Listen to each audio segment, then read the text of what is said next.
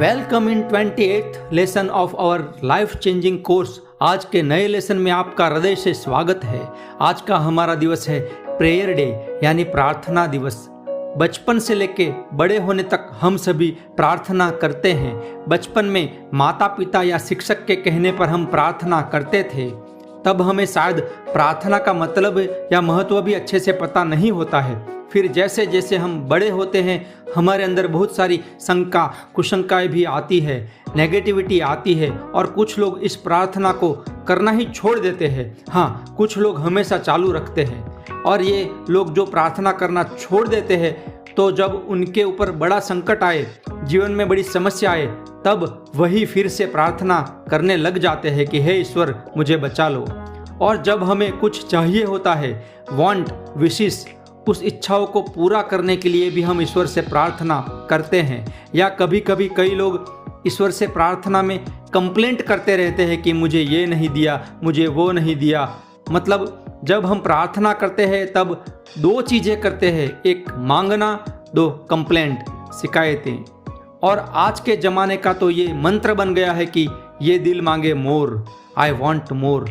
मुझे इतना कुछ चाहिए कि लिमिट ही नहीं है। आजकल ज़्यादातर लोग रोज़ स्नान करके जब पूजा पाठ करते हैं तब भी और मंदिरों में जाकर भी मांगते रहते हैं कि भगवान मुझे ये दो, भगवान मुझे वो दो। और दूसरा कि हे भगवान मेरे ऊपर से ये समस्या टल जाए तो मैं आपको 10 नारियल चढ़ाऊँगा। हे प्रभु अगर मुझे ये 50 लाख वाला कॉन्ट्रैक्ट मिल जाए तो मैं आपको 1001 रुपये चढ़ाऊँगा। ऐसी रिश्वत भी हम भगवान को देते हैं और इसे ही हम प्रार्थना मानने लगे हैं। पर नहीं, यह प्रार्थना नहीं है। तो सच्ची प्रार्थना क्या है? सच्ची प्रार्थना मतलब ईश्वर का आभार प्रकट करना होता है, भगवान का धन्यवाद व्यक्त करना, उन्हें थैंक यू कहना, कृतज्ञता के साथ उन्हें आभार कहना, ग्रेटिट्यूड दिखाना ही प्रार्थना है। और हाँ, अगर मांगना ही है तो दूसरों के लिए मांग सकते हो। मतलब अन्य दूसरे व्यक्ति की सुख शांति स्वास्थ्य समृद्धि को अगर आप मांगो तो वह प्रार्थना है। और खुद के लिए मांगना नहीं, पर ईश्वर ने अभी तक आपको जो भी दिया उन सब के लिए आभार बोलना ही प्रार्थना है। बचपन से लेकर आज तक कुदरत ने हमें कितना कुछ दिया, माँ बाप, घर, संपत्ति, हवा पानी, बिजली का सुख, वैभव, शिक्षा, मित्र, सहेली, भौतिक सुख संपदाएं, अच्छा शरीर, हेल्दी बॉडी, इतना कुछ हमें मिला है।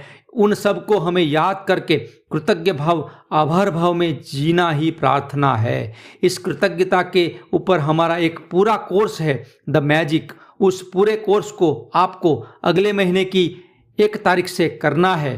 वो कोर्स आपके जीवन में चमत्कार लाएगा, जादू। द मैजिक कोर्स की लिंक आपको डिस्क्रिप्शन में मिल जाएगी। तो हमारा आज का लेसन वही है।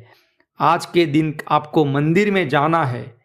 आप जिन्हें भी मानते हो उनके पूजा स्थान पे आपको जाना है और यही कृतज्ञता की बातें प्रार्थना करनी है। शायद कई दिनों से आप मंदिर नहीं गए हो, पर आज जाना है। वहाँ के पॉजिटिव वाइब्स को ग्रहण कीजिए, शांत मन से थोड़ी देर वहाँ बैठिए, आभार प्रकट कीजिए। इस प्रार्थना में आपको 2 चीज़ें करनी है, ध्यान दीजिए। एक, ग्रेटिट्यूड मतलब कुछ मांगना नहीं या कंप्लेंट करना नहीं।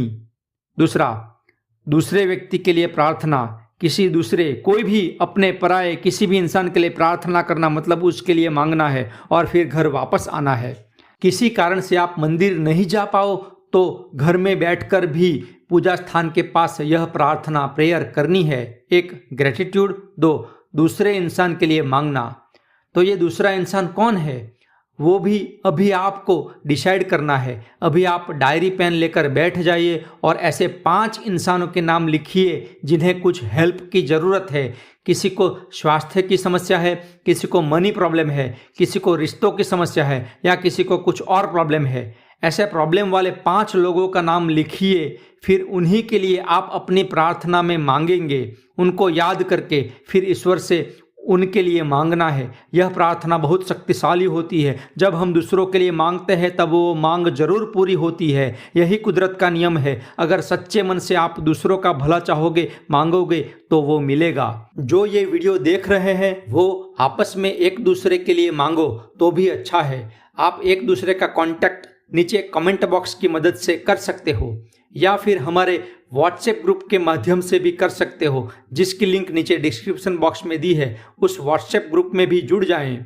देखिए, ये जो प्रार्थना है वह भी वाइब्रेशन साइंस है। हमारे विचारों के तरंगों की शक्ति से यह सब कुछ होता है। इस तरह दिन में एक बार प्रार्थना करने के बाद आपको रात को क्या करना है, रात को फिर से दूसरी बार वही 5 लोगों के लिए प्रार्थना करनी है, लेकिन डायरी पेन लेकर प्रार्थना लिखे तो भी बहुत असरकारक है। आपका अंतर्मन जो है, आपका सबकॉन्शियस माइंड उसके ऊपर काम करना शुरू कर देता है, क्योंकि अब आप सोने जा रहे हो तो सोने से पूर्व करते विचार अंतर्मन तक पहुंचते हैं। इसलिए सोने से पूर्व प्रार्थना जरूर करें और मुझे आज्ञा दे। फिर मिलेंगे नए लेसन के साथ डे 29 में। Thank you, thank you, thank you.